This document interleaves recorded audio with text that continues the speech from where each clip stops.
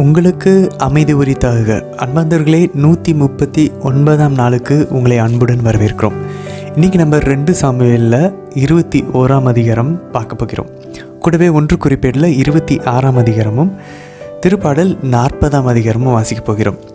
அன்பாந்தர்களே, இன்றைக்கி சாமுவேல் 21ஆம் அதிகாரத்தில் ஒரு அழகான ஒரு எக்ஸாம்பிள், ஒரு முன்மாதிரி ஆண்டவர் நமக்கு படம் பிடிச்சி காட்டுறார். என்னது, மற்றவங்களுக்கு பிறருக்கு நம்ம ஏதாவது தீங்கு செய்தோம் அப்படின்னா ஆண்டவருடைய கட்டளைகளை மீறி அது நம்மையும் நம் வழிமரபையும் நம்ம குடும்பம் மொத்தத்தையுமே அது பாதிக்கும் அப்படின்றத இன்றைக்கி நம்ம பார்க்க போகிறோம். இது ஏற்கனவே தாவீது உரியாவை கொன்னதில் நம்ம பார்த்தோம். இன்றைக்கி சவுலினுடைய வாழ்வில் நடந்து சவுல் இறந்ததுக்கப்புறமா அதை அவர் துரத்திக்கிட்டு இருக்கு. சொல்லப்போனால் தலைவர்கள் செய்கிற தவறுக்காக மொத்த நாடுமே பாதிக்கப்படுறதை இன்றைக்கி நம்ம பார்க்க போகிறோம். அதாவது கடவுள் நம்மளுடைய ஜெபத்தை கேட்க வேண்டும் அப்படின்னாக்க நம்ம செஞ்ச பாவங்களுக்கு பரிகாரம் செஞ்சிடணும். இது நமக்கு திரும்ப சுட்டி காட்டுது. பரிகாரம் நம்ம செஞ்ச பாவங்களுக்கு செய்யாமல் ஆசீர்வாதம் நம்ம எதிர்பார்க்குற அந்த ஒரு நிறைவு நம்ம வாழ்க்கையில் அந்த ஒரு மகிழ்ச்சி வரவே வராது. ஏன்னா ஆண்டவரின் மனசை புண்படுத்தி இருக்கிறோம். மன்னிப்பு கேட்டாச்சு, பட் ஆனால் அதுக்கான இப்போ உதாரணத்துக்கு ஒரு ஆணியை அந்த பலகையில் அடிக்கிறோம் அப்படின்னா நிறைய டைம் அந்த உதாரணம் தான் நமக்கு சொல்லுவாங்க பாவத்திலேருந்து வெளியே வருவதற்கு. அந்த ஆணியை எடுத்தாச்சு கன்ஃபெஷன் மூலிமா பாவசிங்கத்தனம் செஞ்சு, ஆனால் அந்த வடு இருக்குதுல்ல, அது பரிகாரத்தின் வழியாக தான் அது மறையும். ஆண்டவருக்கு நம்ம ஏற்கனவே நம்ம இப்போ இடதுபுறமாக வளைச்சிருக்கிறோன்னா அதை வலதுபுறமாக வளைக்க வேண்டும் நம்மளுடைய ஆன்மாவை. அப்போ தான் அது நேராகும். இப்போ கோணலாக இருக்குது, பாவம் செஞ்சு அதன் மேலே ஒரு ஒழுங்கினமற்ற பற்றுதல் வந்திருக்கு, அதை விட்டு வெளியேற வேண்டும். நமக்கு எந்த பாவத்தினால எந்த தடை பிரச்சனைகள் நமக்கு வந்துட்டுருக்குன்னு நமக்கு தெரியாது. அதனால் நமக்கு எதெல்லாம் ஞாபகம் வருதோ அதெல்லாம் எடுத்து தினமும் 4 ஜெபமாலைகள் ஜெபிச்சு ஒரு ஒரு கண்மூடித்தனமான ஒரு வெறித்தனமான ஒரு மனமாற்றத்தை நோக்கி நம்ம நகர ஆரம்பிக்கணும். அது மட்டும் இல்லை, இன்றைக்கி தாவீது பலவீனமாக போகிறார். அவருக்கு வயசாகுது. எப்படி ஏலி வயசாக சாமுவேல் தலை தூங்கினாரோ, எப்படி சவுல் குறைய தாவீது உயர்ந்தாரோ, இன்றைக்கி தாவீது குறைய போகிறார். அடுத்து சாலமன் தலை தூங்க போகிறார், அவருடைய மகன்.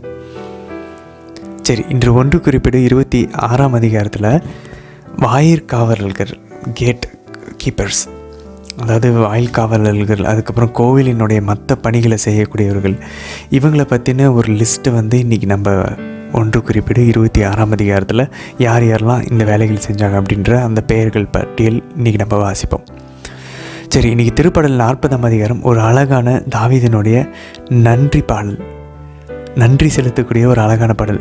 அன்பானவர்களே, தாவீது அவருடைய வாழ்வினுடைய கடைசிக்கு வந்துட்டார். நம்ம ஆக்சுவலாக தாவீதை மிஸ் பண்ண போகிறோம். ஏன்னா அவரை மாதிரி பழைய ஏற்பாட்டில் ஒரு ஆண்டவர் அன்பு செஞ்ச ஒரு இதயத்தை நம்மளால் உண்மையிலே பழைய ஏற்பாட்டில் சந்திக்க முடியாது. அதை விட்டுட்டோன்னா புதிய ஏற்பாடு தான்.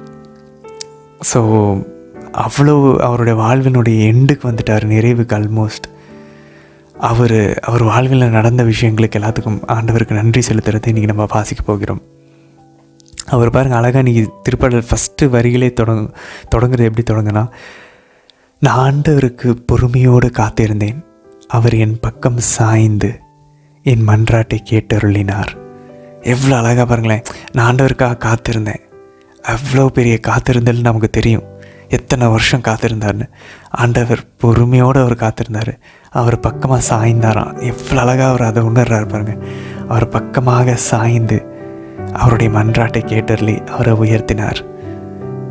சவுலை போல சாகலை, ஏதோ ஒரு அரசனை போல போரில் செத்து மடியில் அமைதியான ஒரு இறப்புக்கு அவர் போவார். இன்னைக்கு நம்ம நாளைக்கு வரும் நாட்கள் நம்ம வாசிப்போம். இன்றைக்கி பாருங்கள், தாவீது எவ்வளவு பாவங்கள் செஞ்சார் அப்படின்றத இன்றைக்கி அவர் குறிப்பிடுவார். முடிஞ்ச அளவு அதை கவனிக்க முயற்சிப்போம். எவ்வளோ பாவங்கள் செஞ்சார் அப்படின்ற அந்த எண்ணிக்கை தாவீதுக்கே அவ்வளவு அப்படின்னா அப்போ நமக்கு எவ்வளோ இருக்கும்னு நம்ம யோசித்து பார்க்கணும். சரி, இன்றைய தினத்திற்கான விவிலிய வாசிப்பு பகுதிக்குள்ளே நம்ம ஜெபத்தோடு இணையலாம். தந்தை, மகன், தூய ஆவியாரின் பெயராலே ஆமேன். தந்தையாம் யாவை இறைவனை அழைத்து ஜெபிப்போம். அருள் நிறைந்த அன்னை மரியே வாழ்க, ஆண்டவரும் உடனே, பெண்களுக்குள் ஆசி பெற்றவர் நீரே அம்மா, உம்முடைய திருவயிற்றின் கனியாகிய இயேசு கிறிஸ்துவும் ஆசி பெற்றவரே. புனித அன்னை மரியே இறைவனின் தாயே, பாவிகளாக இருக்கிற எங்களுக்காக இப்பொழுதும் எங்கள் இறப்பின் வேலையிலும் வேண்டிக் கொள்ளும் அம்மா. ஆமேன். சூதனாகிய ஆண்டவர் இயேசுவை அழைத்து ஜெபிப்போம். அருள் நிறைந்த அன்னை மரியே வாழ்க. ஆண்டவரும் உடனே பெண்களுக்குள் ஆசி பெற்றவர் நீரே அம்மா. உம்முடைய திருவயிற்றின் கனியாகிய இயேசு கிறிஸ்துவும் ஆசி பெற்றவரே. புனித அன்னை மரியே, இறைவனின் தாயே, பாவிகளாயிருக்கிற எங்களுக்காக இப்பொழுதும் எங்கள் இறப்பின் வேலையிலும் வேண்டிக் கொள்ளும் அம்மா. ஆமேன். தூய ஆவியானவரை அழைத்து ஜெபிப்போம். அருள் நிறைந்த அன்னை மரியே வாழ்க. ஆண்டவரும் உடனே பெண்களுக்குள் ஆசி பெற்றவர் நீரே அம்மா. உம்முடைய திருவயிற்றின் கனியாகிய இயேசு கிறிஸ்துவும் ஆசி பெற்றவரே. புனித அன்னை மரியே, இறைவனின் தாயே, பாவிகளாயிருக்கிற எங்களுக்காக இப்பொழுதும் எங்கள் இறப்பின் வேலையிலும் வேண்டிக் கொள்ளும் அம்மா. ஆமேன். சாமுவேல் இரண்டாம் நூல், அதிகாரம் 21. தாவீதின் காலத்தில் 3 ஆண்டுகள் தொடர்ந்து பஞ்சம் ஏற்பட்டது. தாவீது ஆண்டவரின் திருவுளத்தை நாடினார். கிபையோனியரை சவுல் கொலை செய்ததன் காரணத்திற்காக அவன் மீதும் அவன் வீட்டார் மீதும் இரத்தப்பழி உள்ளது என்றார் ஆண்டவர். அரசர் கிபையோனியரை அழைத்து பேசினார். கிபையோனியர் இஸ்ரவேலரை சார்ந்தவர் அல்ல. அவர்கள் எமோரியருள் எஞ்சியவர். இஸ்ரவேலர் அவர்களுக்கு வாக்குறுதி அளித்திருந்தும் இஸ்ரவேல் மீதும் யூதாவின் மீதும் தாம் கொண்டிருந்த பேரார்வத்தின் காரணமாக சவுல் அவர்களை அழிக்க முயன்றார். தாவீது கிபையோனியரிடம், உங்களுக்காக நான் செய்ய வேண்டியது என்ன? நீங்கள் ஆண்டவரின் உரிமை சொத்துக்கு ஆசி வழங்குமாறு நான் என்ன கழுவாய் செய்ய வேண்டும் என்று கேட்டார். கிபையோனியர் தாவீதிடம், சவுலிடமிருந்தோ அவன் வீட்டாரிடமிருந்தோ நாங்கள் பொன்னையோ வெள்ளியையோ எதிர்பார்க்கவில்லை.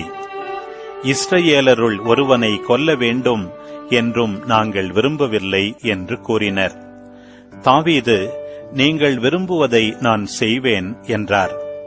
கிபையோனியர் அரசரிடம், நாங்கள் இஸ்ரவேல் எல்லையில் எங்குமே இல்லாமல் ஒழிந்து போக சதி செய்தவன், எங்களை அழித்தவன் ஒருவன் உண்டு. அவன் புதல்வருள் 7 பேர் எங்களிடம் ஒப்புவிக்கப்படட்டும். ஆண்டவரால் தேர்ந்தெடுக்கப்பட்ட சவுலின் நகரான கிபியோனில் அவர்களை ஆண்டவருக்காக கழுவிலேற்றுவோம் என்று கூறினர். அரசரும் அவர்களை ஒப்புவிக்கிறேன் என்றார். ஆனால் தாவீதும் சவுலின் மகன் யோனத்தானும் ஆண்டவர் முன்னிலையில் செய்து கொண்ட வாக்குறுதியின் பொருட்டு சவுலின் மகன் யோனத்தானுக்கு பிறந்த மெபிபோசேத்தை அரசர் தப்பவிட்டார். ஐயாவின் மகன் எரிசபா சவுலுக்கு பெற்றெடுத்த புதல்வர்களான அர்மோனி, மெபிபோசேத்து ஆகிய இருவரையும் சவுலின் மகள் மேராபு, மெகோலாத்தியன் பர்சில்லாயின் மகன் அதிரியேலுக்கு பெற்றெடுத்த புதல்வர்கள் 5 பிடித்து கிபையோனியர் கையில் அரசர் ஒப்படைத்தார். இவர்களை ஆண்டவர் முன்னிலையில் மலையில் கழுவேற்றினர். அந்த 7 பேரும் ஒன்றாக மடிந்தார்கள். அவர்கள் வார்கோதுமை அறுவடை தொடங்கிய முதல் நாள்களிலே கொலையுண்டார்கள். அப்பொழுது ஐயாவின் மகள் எரிசபா சாக்கு துணியை எடுத்துக்கொண்டு போய் அதை பாறை மீது தனக்காக விரித்துக் கொண்டு அறுவடை தொடங்கிய நாள் முதல் வானத்தினின்று அவர்கள் மீது மழை பொழியும் மட்டும் இருந்தாள். பகலில் வானத்து பறவைகளையோ இரவில் காட்டு விலங்குகளையோ அவர்களை தொட அனுமதிக்கவில்லை. சவுலின் வைப்பாட்டியான ஐயாவின் மகள் எரிசபா செய்தது தாவீதுக்கு அறிவிக்கப்பட்டது. எனவே தாவீது சவுலின் எலும்புகளையும் அவர் மகன் யோனத்தானின் எலும்புகளையும் யாபேசு கிளையாதின் மக்களிடமிருந்து பெற்றுக்கொண்டு வந்தார். பெலிஸ்தியர் அவர்களை கில்போவாவில் வெட்டி வீழ்த்தி பெத்சான் நகர முற்றத்தில் கழுவிலேற்றினர். அந்த முற்றத்திலிருந்துதான் யாபேசு கிளையாதின் ஆள்கள் எலும்புகளை திருடிச் சென்றிருந்தனர். சவுலின் எலும்புகளையும் அவர் மகன் யோனத்தானின் எலும்புகளையும் அங்கிருந்து கொண்டு வந்து கழுவிலேற்றப்பட்ட இவர்களின் எலும்புகளையும் ஒன்று சேர்த்தனர். சவுலின் எலும்புகளையும் அவர் மகன் யோனத்தானின் எலும்புகளையும் பென்யமீன் நிலப்பகுதியான செலாவில் அவர் தம் தந்தை கீசின் கல்லறையில் அடக்கம் செய்தனர். அரசர் கட்டளையிட்டவாறே அனைத்தையும் செய்தனர். அதன்பின் நாட்டுக்காக செய்யப்பட்ட வேண்டுதலை கடவுள் கேட்டார். பெலிஸ்தியர் இஸ்ரேலரோடு மீண்டும் போரிட வந்தனர். தாவீதும் அவரோடு அவருடைய பணியாளரும் இறங்கிச் சென்று பெலிஸ்தியரோடு போரிட்டனர். தாவீது களைப்புற்றிருந்தார். அப்போது 3.5 கிலோகிராம் எடையுள்ள ஈட்டியை கையில் ஏந்தி புதிய வாளை இடையில் கட்டியிருந்த இஸ்பினோபு என்னும் அரக்கர் இனத்தவன் ஒருவன் தாவீதை தாக்கவிருந்தான். செருயாவின் மகன் அபிசாய் அவருடைய உதவிக்கு வந்து அப்பெலிஸ்தியனை வெட்டி கொன்றான். எனவே தாவீதின் ஆள்கள், இஸ்ரேலின் விளக்கு அணைந்து போகாத வண்ணம் நீர் இனி எங்களோடு போருக்கு வரக்கூடாது என்று அவரிடம் ஆணையிட்டு சொன்னார்கள். இது நடந்த பின் மீண்டும் பெலிஸ்தியரோடு கோபி என்னும் இடத்தில் போர் மூண்டது. அரக்கர் இனத்தவன் ஒருவனான சாபை ஊசாத்தியனான சிபெக்காய் கொன்றான். மீண்டும் ஒரு முறை கோபில் பெலிஸ்தியரோடு போர் நடந்தது. பெத்லெஹேமை சார்ந்த யாகரே ஓர்கிமின் மகன் எல்கானான் கித்தியனான கோலியாத்தை கொன்றான். அவனது ஈட்டியின் கோல் நெசவாளரின் படைமரம் போன்றிருந்தது. மீண்டும் காத்தில் போர் மூண்டது. கைகளிலும் கால்களிலும் 6 விரல்களுடன் 24 விரல்களை கொண்ட நெட்டையன் ஒருவன் இருந்தான். அவனும் அரக்கரினத்தவன். அவன் இஸ்ரேலை பழித்தான். தாவீதின் சகோதரர் சிமையின் மகன் யோனத்தான் அவனை கொன்றான். தாவீதின் கையாலும் அவரது பணியாளரின் கையாலும் வீழ்த்தப்பட்ட இந்த 4வரும் காத்து நாட்டில் அரக்கர் வழிமரபினரே. குறிப்பேடு முதல் நூல் அதிகாரம் 26. வாயில் காப்போரின் பிரிவுகளாவன. கோராகியரில் ஆசாபின் குடும்பத்தைச் சேர்ந்த கோரேயின் மகன் மெசலேமியா. மெசலேமியாவின் புதல்வருள் செக்கரியா மூத்தவர். 2ஆமவர் எதியவேல். 3ஆமவர் செபதியா. 4ஆமவர் யாத்தனியேல். 5ஆமவர் ஏலாம். 6ஆமவர் யோகனான். 7வது எல்யகோவெனாய். ஓபேது ஏதோமின் புதல்வருள் செமாயா மூத்தவர். 2ஆமவர் யோசபாத்து. 3ஆமவர் யோவாகு. 4ஆமவர் சாக்கார். 5ஆமவர் நெத்தனியேல். 6ஆமவர் அம்மியேல். 7ஆமவர் இசக்கார். 8ஆமவர் பெயுலத்தாய். கடவுள் ஓபேது ஏதோமுக்கு ஆசி வழங்கியிருந்தார். அவருடைய புதல்வர் செமாயாவுக்கும் புதல்வர் பிறந்தனர். அவர்கள் ஆற்றல் மிக்கவராயிருந்தனர். தங்கள் தந்தையின் குடும்பத்தின் மீது ஆட்சி செய்தனர். செமாயாவின் புதல்வர் ஒத்னி, ரபாவேல், ஒபேது, எல்சபாது. அவர்கள் சகோதரர் எலிகு, செமக்கியா ஆகியோர் ஆற்றல் மிக்கவராயிருந்தனர். ஓபேது ஏதோமின் புதல்வருள் அவர்களின் புதல்வரும் உறவின் முறையினரும் 62 பேர். அவர்கள் தங்கள் வேலையில் திறமை மிக்கவராயிருந்தனர். மெசலேமியாவின் புதல்வருள் அவர்கள் சகோதரரும் திறமை மிக்கவர்கள். இவர்கள் 18 பேர். மெராரியின் புதல்வருள் ஒருவர் கோசா. இவர் தம் புதல்வருள் சிம்ரி தலைமகன் அல்லாதவராயிருந்தும் அவர் தந்தை அவரை தலைவராக்கியிருந்தார். 2ஆமவர் இலிக்கியா. 3ஆமவர் தெபலியா. 4ஆமவர் செக்கரியா. கோசாவின் புதல்வரும் சகோதரருமாக 13 பேர். இந்த பிரிவுகளில் இருந்த அவர்கள் சகோதரரை போல் வாயில் காப்போர் தங்கள் தலைவர்கள் கீழ் ஆண்டவரின் கோவிலில் பணிபுரிய நியமிக்கப்பட்டனர். அவர்கள் தாங்கள் காவல் புரிய வேண்டிய வாயிலை தெரிந்து கொள்ளுமாறு தங்கள் தந்தையின் குடும்பங்களின்படி சிறியோர் பெரியோர் என்னும் வேறுபாடின்றி சீட்டு போட்டனர். கிழக்கு வாயிலுக்கான சீட்டு செலேமியாவுக்கு விழுந்தது. அவர் மகனும் விவேகமுள்ள ஆலோசகருமான செக்கரியாவுக்கு வடக்கு வாயிலுக்கான சீட்டு விழுந்தது. தெற்கு வாயிலுக்கான சீட்டு ஓபேது ஏதோமுக்கு விழுந்தது. அவர் புதல்வருக்கு பண்டசாலைகளுக்கானது விழுந்தது.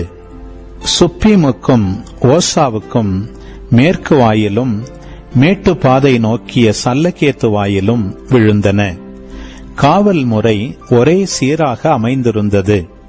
கிழக்கே லேவியர் 6 பேரும், வடக்கே 4க்கு 4 பேரும், தெற்கே 4க்கு 4 பேரும், கருவூலத்தில் 2 பேரும், நெடுஞ்சாலை நோக்கிய மேற்கு தூண் வரிசை வாயிலில் 4வரும், உட்புறத்தில் 2வரும் நியமிக்கப்பட்டனர். கோராகின் புதல்வருக்கும் மெராரியின் புதல்வருக்கும் குறிக்கப்பட்ட காவல் முறை இதுவே. லேவியருள் அகியா என்பவர் கடவுளுடைய கோவிலின் கருவூலத்திற்கும் புனித பொருள்கள் வைக்கப்பட்ட கருவூலத்திற்கும் பொறுப்பேற்றிருந்தார். இலாதானின் புதல்வர். இலாதான் வழி வந்த கெர்சோனியர். கெர்சோனியரான இலாதாவின் வழிமரபில் மூதாதையர் குடும்பத் தலைவரான எகியேலி. எகியேலின் புதல்வருள் சேத்தாமும் அவர் சகோதரராகிய யோவேலும் ஆண்டவரின் இல்ல கருவூலத்திற்கு பொறுப்பேற்றிருந்தனர். அம்ராமியர், இட்சகாரியர், எப்ரோனியர், உசியேலியர் ஆகியோருக்கும் பொறுப்புகள் கொடுக்கப்பட்டிருந்தன. மோசேயின் மகனான கெர்சோமின் வழிமரபில் தோன்றிய செபுவேல் கருவூலத்திற்கு தலைமை பொறுப்பேற்றிருந்தார். அவர் சகோதரர் எலியேசர். இவர் மகன் ரகபியா. இவர் மகன் ஏசாயா. இவர் மகன் யோராம். இவர் மகன் சிக்ரி. இவர் மகன் செலோமித்து. தாவீது அரசரும் மூதாதையர் குடும்பத் தலைவர்களும் 1000 தலைவர்களும் 100 தலைவர்களும் படை தளபதிகளும் அர்ப்பணித்த புனித பொருள்களின் கருவூலம் முழுவதற்கும் இந்த செலோமித்தும் அவர் சகோதரரும் பொறுப்பாயிருந்தனர். அவர்கள் போரில் கைப்பற்றிய கொள்ளை பொருள்களினின்றும் எடுத்து ஆண்டவரின் இல்லத்தை பழுது பார்ப்பதற்காக அர்ப்பணித்திருந்தனர். அவ்வாறே திருக்காட்சியாளர் சாமுவேல், கீசின் மகன் சவுல், நேரின் மகன் அப்னேர், செருயாவின் மகன் யோவாபு ஆகியோர் அர்ப்பணித்திருந்தவை யாவும் செலோமித்தினுடையவும் அவர் சகோதரருடையவும் பொறுப்பில் இருந்தன. இட்சகாரியரில் கெனனியாவும் அவர் புதல்வரும் இஸ்ரேலின் மேல் பொது நிர்வாக பணியை ஏற்று அதிகாரிகளாகவும் நீதிபதிகளாகவும் செயல்பட்டனர். எப்ரோனியரில் அசபையாவும் அவர் உறவின் முறையினருள் திறமைமிக்க 1700 பேர் யோர்தானுக்கு மேற்கு புற இஸ்ரேலின் மேல் ஆண்டவரின் பணி, அரசரின் பணி அனைத்திலும் நிர்வாக பொறுப்பேற்றிருந்தனர். எப்ரோனியரில் எரியா தன் மூதாதையின் தலைமுறை அட்டவணைப்படி தலைவராயிருந்தார்.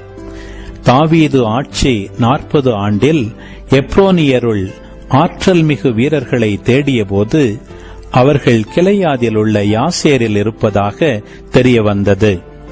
ரூபன் குலம், காத்தின் குலம், மனாசேயின் பாதி குலம் ஆகியோருக்கு குறிக்கப்பட்ட ஆண்டவரின் பணி, அரசரின் பணி அனைத்து பொறுப்பையும் வலிமை மிகுந்தவர்களும் மூதாதையர் குடும்ப தலைவர்களுமான எரியாவின் உறவின் முறையினர் 2700 பேரிடம் அரசர் தாவீது ஒப்படைத்தார். திருப்பாடல் 40. நான் ஆண்டவருக்காக பொறுமையுடன் காத்திருந்தேன். அவரும் என் பக்கம் சாய்ந்து எனது மன்றாட்டை கேட்டருளினார். அழிவின் குழியிலிருந்து என்னை அவர் வெளிக்கொணர்ந்தார். சேறு நிறைந்த பள்ளத்தினின்று தூக்கி எடுத்தார். கற்பாறையின் மேல் நான் காலூன்றி நிற்கச் செய்தார். என் காலடிகளை உறுதிப்படுத்தினார். புதியதொரு பாடலை, நம் கடவுளை புகழும் பாடலை என் நாவினின்று எழச் செய்தார். பலரும் இதை பார்த்து அச்சங்கொண்டு ஆண்டவர் மீது நம்பிக்கை கொள்வர். ஆண்டவர் மீது நம்பிக்கை கொண்டவரே பேறு பெற்றவர். அத்தகையோர் சிலைகளை நோக்காதவர், பொய்யானவற்றை சாராதவர். ஆண்டவரே, எண்ணிறந்தவற்றை நீர் எமக்கென செய்துள்ளீர். உமக்கு நிகரானவர் எவரும் இலர். என் கடவுளே, உம் அருஞ்செயல்களும் திட்டங்களும் எங்களுக்காகவே. அவற்றை நான் எடுத்துரைக்க விரும்புவேனாகில் அவை எண்ணிலடங்கா. பலியையும் காணிக்கையையும் நீர் விரும்பவில்லை. எரிபலியையும் பாவம் போக்கும் பலியையும் நீர் கேட்கவில்லை. ஆனால் என் செவிகள் திறக்கும்படி செய்தீர். எனவே இதோ வருகின்றேன். என்னை குறித்து திருநூல் சுருளில் எழுதப்பட்டுள்ளது. என் கடவுளே, உமது திருவுளம் நிறைவேற்றுவதில் நான் மகிழ்ச்சி அடைகின்றேன். உமது திருச்சட்டம் என் உள்ளத்தில் இருக்கின்றது என்றேன் நான். என் நீதியை நீர் நிலைநாட்டிய நற்செய்தியை மாபெரும் சபையில் அறிவித்தேன். நான் வாயை மூடிக்கொண்டிருக்கவில்லை. ஆண்டவரே, நீர் இதை அறிவீர். உமது நீதியை நான் என் உள்ளத்தின் ஆழத்தில் மறைத்து வைக்கவில்லை. உம் வாக்கு பிறழாமை பற்றியும் நீர் அருளும் மீட்பை பற்றியும் கூறியிருக்கின்றேன். உம் பேரன்பையும் உண்மையையும் மாபெரும் சபைக்கு நான் ஒளிக்கவில்லை. ஆண்டவரே, உமது பேரிரக்கத்தை எனக்கு காட்ட மறுக்காதேயும். உமது பேரன்பும் உண்மையும் தொடர்ந்து என்னை பாதுகாப்பனவாக. ஏனெனில் எண்ணிறந்த தீமைகள் என்னை சூழ்ந்து கொண்டன. என் குற்றங்கள் என் மீது கவிந்து என் பார்வையை மறைத்து கொண்டன. அவை என் தலைமுடிகளை விட மிகுதியானவை. என் உள்ளம் தளர்ந்து என்னை கைவிட்டது.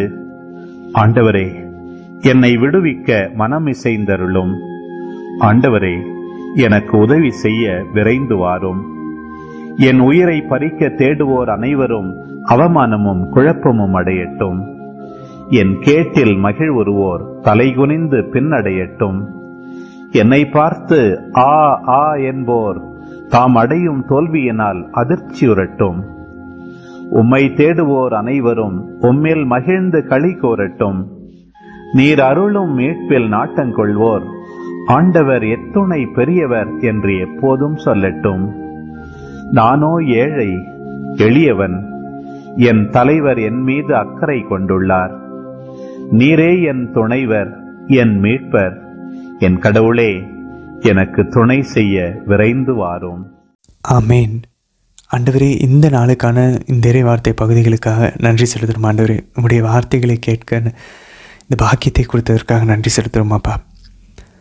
ஆண்டவரே, சவுலை போல நாங்கள் பிறருக்கு தீங்கு செய்து நாங்கள் எங்களுடைய உடலாகிய கோவிலை கெடுத்து போட்டு எங்களுடைய வாழ்வில் நாங்கள் செய்த பாவங்களை எங்களை துரத்தி கொண்டிருந்தால் ஆண்டவரே, இன்று அதை நாங்கள் உங்களுடைய பாகத்தில் ஒப்பு கொடுக்குறோம். ஆண்டவரே, அதன் விளைவுகளிலிருந்து எங்களை விடுவித்தருளும் அப்பா. அம்மா, அதிகமாக மன்னிக்கப்பட்டோர் அதிகமாக ஆண்டவர் மீது அன்பு கூறுவார்கள். லூக்கா நற்செய்தியில் வாசிக்கிறோம்மா. அதே போல் எங்களுடைய மிகுதியான பாவங்களை மன்னிக்க, எங்களுடைய பாவங்களை மறைக்கலை. ஆண்டவருக்கு தெரியாமல் ஒன்றுமே இல்லை. அதை நாங்கள் திறந்த ஆண்டவர்கிட்ட எங்களுடைய மனதை காட்டுகிறோம். அதை காட்ட திறக்க நாங்கள் தயங்கினா எங்களுக்கு உதவி பண்ணுங்கம்மா.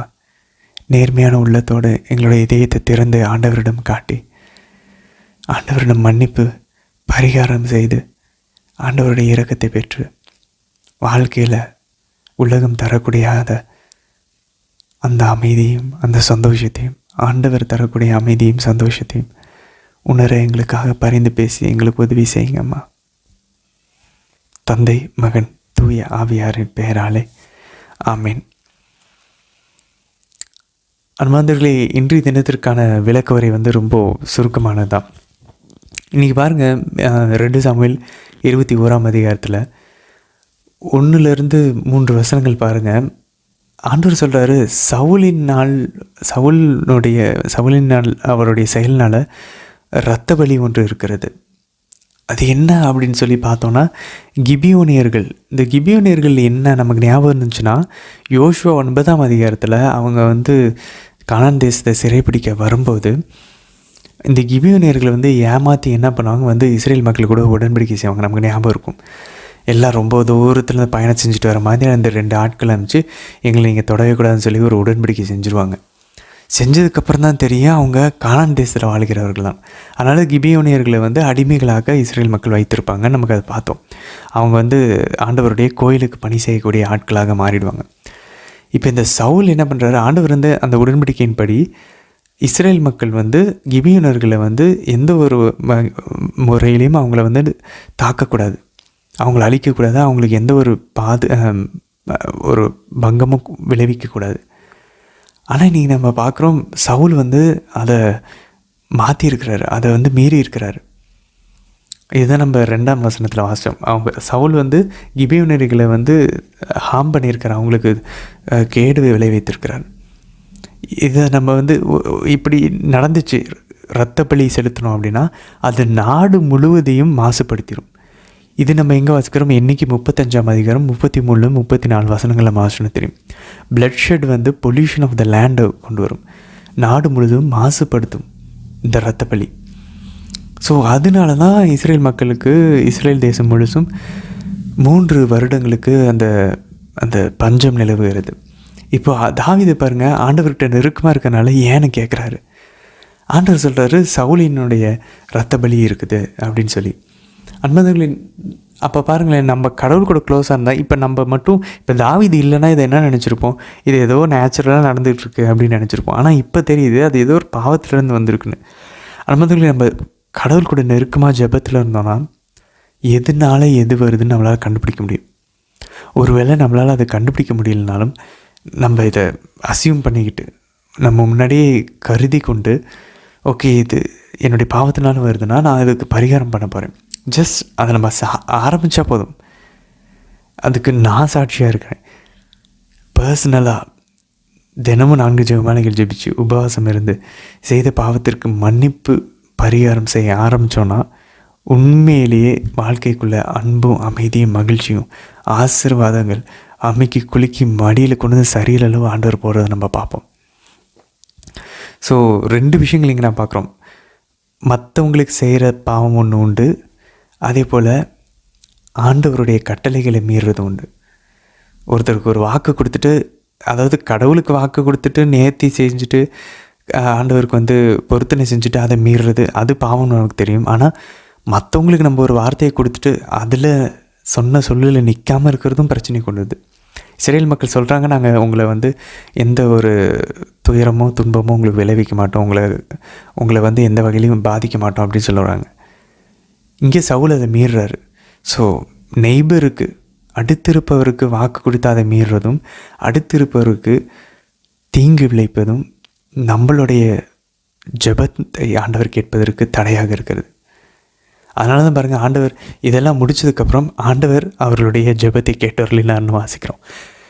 எவ்வளோ பவர்ஃபுல்லாக இருக்குது பாருங்களேன். அப்போது கடவுள் அதனால தான் ஆண்டவர் இயேசு நற்செய்தியில் சொல்கிறாரு, உனக்கும் உன்னுடைய சகோதரனுக்கும் ஏதாவது பிரச்சனை இருந்துச்சுன்னா உன்னுடைய காணிக்கையை வச்சுட்டு போய் அதை சமரசம் செஞ்சுட்டு அதுக்கப்புறம் வந்து உன் காணிக்கையை கடவுளுக்கு செலுத்துன்றார்.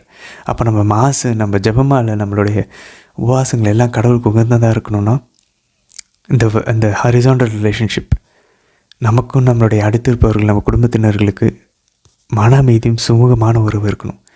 புதிய ஏற்பாட்டில் நிறைய வசனங்கள் நம்மளால் காட்ட முடியும். அமைதியை நாடுங்கள் அப்படின்றார், பர்சியூ பீஸ், மற்றது எல்லாமே தானாக வரும்.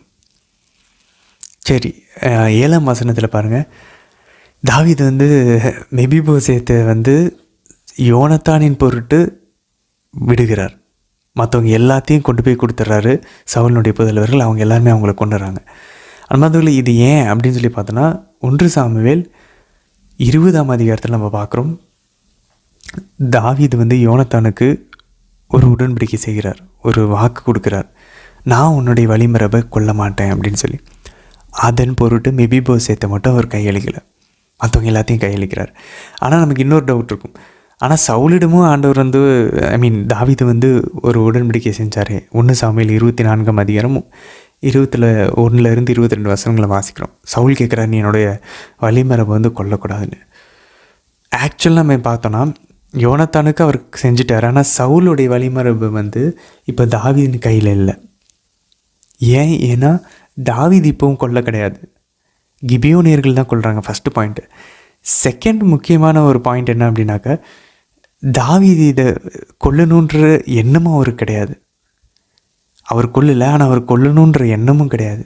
இது சவுலினுடைய தீச்செயலினால் அதனுடைய விளைவாக நடக்கக்கூடிய ஒரு இயல்பான ஒரு தண்டனை, கடவுளிடமிருந்து வரக்கூடிய ஒரு தண்டனையாக பார்க்கணும். நம்ம ஏற்கனவே பார்த்தோம், அதுக்கு தாவீது ஒரு கருவியாக பயன்படுத்தப்படுகிறார். ஸோ தாவீது கொல்லலை, தாவீது சவுலினுடைய வழிமரபை கொல்லணும்னு அவர் மனசில் எந்த திட்டமும் இல்லை. இது சவுல் செஞ்ச பாவம் அவருடைய வழிமரபை பாதிக்கிறது. ஆண்டவர் தண்டனையை விளைவிக்கிறார், அதுக்கு தாவீது ஒப்புவிக்கிறார். கிபியோனியர்கள் வழியாக அது நடக்கிறது. கிபியோனியர்கள் வழியாக பாவம் செஞ்சார், கிபியோனியர்கள் வழியாகவே அவருக்கு தண்டனை திருப்பம் வருகிறது. அதே போல் பாருங்கள் அன்பார்ந்தவர்களே, 17ஆம் வசனத்தில் இஸ்ரேலின் விளக்கு அணைந்து போகாத வண்ணம் நீர் இனி எங்களோடு போருக்கு வரக்கூடாது. மக்கள் எப்படி அரசரை நேசிக்கிறாங்க பாருங்களேன். கடைசியாக தாவீது, அதனால் தாவீதை போல் ஒரு அரசர் வேணும்னு வெயிட் பண்ணுறாங்க. தாவீது தான் இப்போ இஸ்ரேலுக்கு கண்களாக இருந்திருக்கிறார். அந்த நாட்டுக்கு ஒளி இது கண்கள். நீங்கள் தான் எங்களுடைய நாட்டின் கண்கள். அந்த விளக்கு அணையாதபடி நீங்கள் இனி வரக்கூடாது, நீங்கள் இருங்க, நாங்கள் போய் போர் புரியிறோம். அப்போ தாவீது எவ்வளோ பிடிச்சிருக்கு பாருங்கள் மக்களுக்கு. நீங்கள் எங்களுக்கு அப்பாவாக இருங்க. அந்த ஒரு அழகான ஒரு, அதனால தான் சரி, எலும்பும் எலும்பும் என் சதையும் சதையும் ஆதாம் ஏவாளை பார்த்து கூறியது. அப்படிப்பட்ட ஒரு மணவாளன் மணவாட்டி உறவை போல் அரசருக்கும் மக்களுக்கும் இருந்திருக்கு. பின்னாடி அது ஆண்டவர் இயேசுக்கும் திருச்சபைக்கும் இருக்க போகிறதனுடைய முன்னடையாளமாக. சரி, இன்றைய திருப்பாடலுக்குள்ளே போனேன். இங்கே திருப்பாடல் பாருங்கள், அழகான திருப்பாடல். 2வது வசனம், அன்பார்ந்தவர்களே, நமக்கு ஆண்டவர் செஞ்ச நன்மைகளை நினச்சி பார்த்து இந்த திருப்பாடல் நம்ம வாசிக்க கேட்டிருந்தோன்னா அவ்வளோ அழகாக இருந்திருக்கும். அவர் சொல்ல பாருங்க, அழிவின் குழியிலிருந்து என்னை அவர் வெளியே கொண்டு வந்தார். அழிவின் குழிகளை போயிட்டு இருந்தார், திடீர்னு யாரோ அவரை பிடிச்சி வெளியே தூக்குறாங்க. கடவுள் சேறு நிறைந்த பள்ளத்தினின்று தூக்கி எடுத்தார். கற்பாறையின் மேல், இப்படி அகஸ்தினார் கூறுகிறார், இந்த கற்பாறை ஆண்டவர் இயேசு. ஏன்னா 1 கொரிந்தியர் 10ஆம் அதிகாரம் 4ஆம் வசனம் கூறுகிறது, அந்த பாறை கடவுள் தான் அப்படின்னு சொல்லி, ஆண்டவர் இயேசு தான் சொல்லி. அவர் பாருங்கள், கற்பாறையின் மேல் என் காலூன்றி நிற்க செய்தார். அப்படின்னா நம்ம ஆண்டவர் இயேசுவில் நிலைக்க செஞ்சிருக்கிறார். காலடிகளை உறுதிப்படுத்தினார். அன்பார்ந்தவர்களே, நம்மளுடைய ஏதாவது உலக பிரகாரமான எந்த பிரச்சனையாக இருந்தாலும் சரி, இல்லை ஏதோ ஒரு பாவாடிமைத்தனத்திலேருந்து ஆண்டவர் இப்படி தான் அழிவின் குழிவிலிருந்து நம்மளை தூக்கி எடுத்தார். இமேஜின் பண்ணி பார்ப்போமே. அஃப்கோர்ஸ் நம்ம என்ன சொல்கிறது, இதை யோசிச்சு பார்க்கும்போது நாத்திகர்களை நினச்சா வருத்தமாக இருக்குது. கடவுளை எப்படி நம்பாமல் இருக்க முடியும்? நான் தான் இதை செஞ்சேன்னு சொல்லிக்கிட்டு போகிறாங்க. ஆனால் உண்மையாலுமே யோசிச்சு பார்த்தோன்னா அஃப்கோர்ஸ் நம்ம போராடி இருப்போம், நம்ம கஷ்டப்பட்டுருப்போம். ஆனால் கடைசியாக அந்த போராட்டமும் கஷ்டமும் வெற்றிக்கு கொண்டு வந்தது அவர் அந்த கையை பிடிச்சதுனால தான். அதை உணராமல் என்ன அதில் ஒரு மன மகிழ்ச்சி இருப்பாங்க. நான் தான் செஞ்சேன்னு நினைக்கிறதுல என்ன சந்தோஷம் இருப்பது, இல்லை நான் செய்யலை எனக்காக அவர் செஞ்சால் நினைக்கும் போது நம்ம சந்தோஷம் ரெட்டிப்பாகிறது, 3 மடங்கு ஆகிறது, பல மடங்கு ஆகிறது. நான் தான் செஞ்சேன்னு யோசிச்சு பார்ப்போமே, ஒன்றும் பெருசாக இல்லை, ஒரு கேவலமான ஒரு தற்பெருமை வரும். ஆனால் தகுதி இல்லாத இருந்த எனக்கு அவர் செஞ்சார்னு யோசிச்சு பார்ப்போமே, அது சூப்பராக இருக்கும். என்னுடைய துன்பங்களையும் என் கஷ்டங்களையும் ஆண்டவர் பார்த்தார், என்னுடைய முயற்சியை பார்த்து அவர் கை தூக்குனார்னு, அது வேறு லெவல் சந்தோஷமாக இருக்கும். 3ஆம் வசனம் பாருங்கள், பலரும் இதை பார்த்து அச்சம் கொண்டு ஆண்டவர் மீது நம்பிக்கை கொள்வர். அன்பார்ந்தவர்களே, தாவீது கடவுளை நம்பிட்டு இருக்காருன்னு எல்லாருக்குமே தெரியுது, கடவுளோட நெருக்கமாக இருக்காருன்னு தெரியுது. அப்போ அவரை கடவுள் இவ்வளோ அழகாக ஆசீர்வதிச்சு அவருடைய முதிர்ந்த வயதில் அமைதியில் அவர் துயில் கொள்கிற வரைக்கும் எல்லா எதிரிகளிட்டிருந்து அவரை விடுவிச்சு அவர் உயிரை காப்பாற்றுறான்றப்ப இதெல்லாம் பார்க்கும்போது மக்கள், அப்போ கடவுளை நம்பின தாவீது கடவுள் கைவிடவே இல்லை, நானும் அப்போ கடவுளை நம்புவேன். அன்பார்ந்தவர்களே, நம்மளுடைய வாழ்க்கை அந்த மாதிரி மற்றவங்களுக்கு ஒளியாக இருக்குதா, மற்றவங்களுக்கு உப்பாக இருக்கிறதா, ஒரு மிகப்பெரிய கேள்வி. அதே போல் அவர் அழகாக சொல்கிறார் பாருங்க, ஆண்டவரே என் நிறைந்தவற்றை நீர் எமக்காக செய்துள்ளீர், உமக்கு நிகரானவர் யாருமே இல்லை. Lord, who is like you. எவ்வளோ அழகாக யோசிக்கிறார் பாருங்களேன். என் கடவுளே, அருண் செயல்களையும் திட்டங்களையும் அவற்றை நான் எடுத்துரைக்க விரும்பினால் அவை எண்ணிலடங்கா, கவுண்ட்லெஸ். உண்மையாலுமே தானே அன்பார்ந்தவர்களே, நமக்கு நல்ல கண்ணு கை காலை கொடுத்ததே பெரிய விஷயம். இப்படி ஒவ்வொன்றா சின்ன சின்ன விஷயங்களையும் எடுத்து பார்த்தோன்னா பிறந்ததுலேருந்து கவுண்ட்லெஸ், எண்ணில் அடங்காதவை. 7 மற்றும் 8ஆம் வசனத்தில் பாருங்கள், பலி செலுத்துறது உங்களுக்கு பிடிக்காது, உங்களுக்கு உகந்த பலி எனக்கு திறந்த காதுகளை கொடுத்துருங்க. அப்படின்னா உங்கள் குரலுக்கு செவி சாய்க்கிறது, உங்களுக்கு கீழ்ப்படுகிறது, இரக்கம் காட்டுறது, பலியை விட இதுதான் உங்களுக்கு ரொம்ப பிடிச்சதுன்னு அவர் சொல்கிறாரு. அது மட்டும் இல்லை, அவர் பாருங்கள், எனக்கு திறந்த காதை கொடுத்துருக்குறீங்க, நீங்கள் எரி பலிகளில் நாட்டம் கொள்வதில்லை, எனவே 7 மற்றும் 8 வசனம் பாருங்கள், இதோ நான் வருகிறேன். அன்பார்ந்தவர்களே, எபிரேயர் புதிய ஏற்பாட்டில் எபிரேயர் 10ஆம் அதிகாரம் 5-10 வசனங்கள் வரைக்கும் அந்த 5 வசனங்கள் வாசிச்சோன்னு தெரியும். டைரெக்டாக இந்த திருப்பாடலை அவங்க அங்கே சுட்டி காட்டுகிறார்கள். அந்த எபிரேயனுடைய ஆசிரியர் இன்றைக்கி நம்ம வாசித்த திருப்பாடல் 40ஆம் அதிகாரம் 6-8 வசனங்கள். பலிகளை நீர் விரும்புவதில்லை, உமக்கென ஒரு உடலை நீர் தயாரித்திருக்கிறீர். ரோமையர் 12:1 வசனம் சொல்கிறது, உங்களுடைய உடலை ஆண்டவருக்கு உயிருள்ள பலியாக படையுங்கள், ஒப்பு கொடுங்கள்.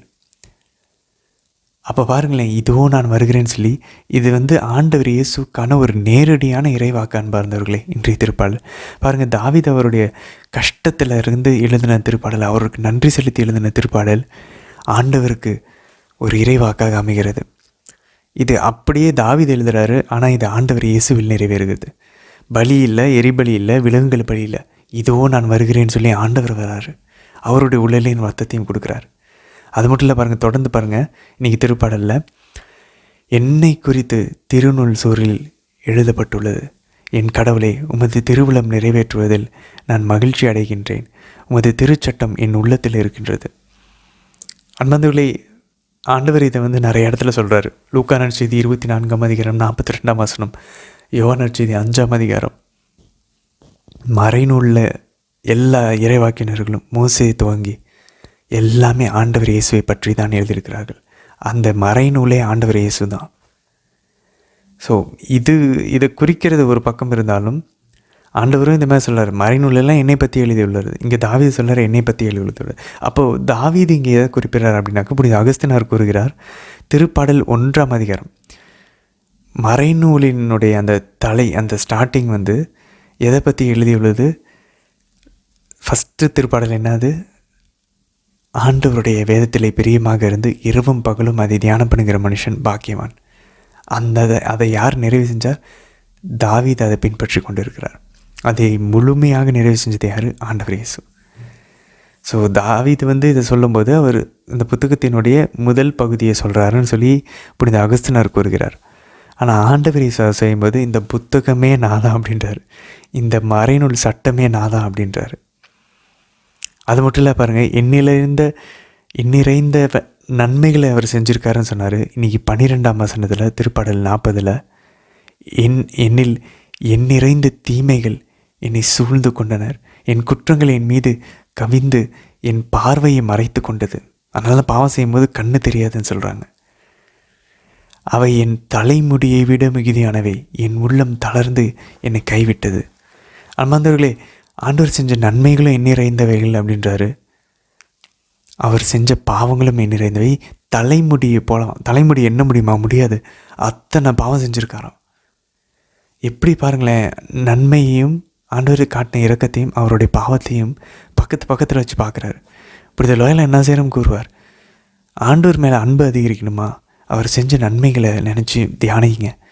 உங்கள் வாழ்க்கையில் அவர் செஞ்ச நன்மைகளை ஆட்டோமேட்டிக்காக அவர் மேலே அன்பு அதிகரிக்கும் அப்படின்றாரு. ஸோ இதை நம்ம ஜெபத்தில் பயன்படுத்தலாம். ஆண்டவரே, என்னுடைய பாவங்கள் என்னுடைய முடியை விட அதிகமானது, நீங்கள் செஞ்ச நன்மைகளும் என்னுடைய முடியை விட அதிகமானது. உங்களுடைய அன்புக்கு நான் தகுதி இல்லாதவன் ஆண்டவரே, என்னை எடுத்து பயன்படுத்துங்க. என்னால் முடிஞ்சதெல்லாம் நான் பண்ணுறேன், என்னை உங்கள் பக்கமாக ஈர்த்து கொள்ளுங்கள், என்னை உங்களை விட்டு பிரிய விட்டுறாதீங்கன்னு சொல்லி கேட்போம். அவர் பாருங்கள் 16ஆம் வசனத்தில் சொல்கிறார், உம்மை தேடுவோர் அனைவரும் உம்மில் மகிழ்ந்து களி கூறட்டும், நீர் அருளும் மீட்பில் நாட்டம் கொள்வோர் ஆண்டவர் எத்தனை பெரியவர் என்று சொல்லட்டும். How great thou art. இதுதான் பந்தவர்களே நம்ம வாழ்வினுடைய ஒரு பாடலாக இருக்கணும். ஆண்டவரே, நீர் எத்தனை பெரியவர், how great are you Jesus. என் வாழ்க்கையில் இவ்வளோ செஞ்சுருக்கீங்களே, தேங்க்யூ லார்டுன்னு சொல்லுவோம். தொடர்ந்து பயணிப்போம் அன்பந்தவர்களே. நாளை தினத்திற்கான வீடியோவில் சந்திக்கலாம். ஆமேன்.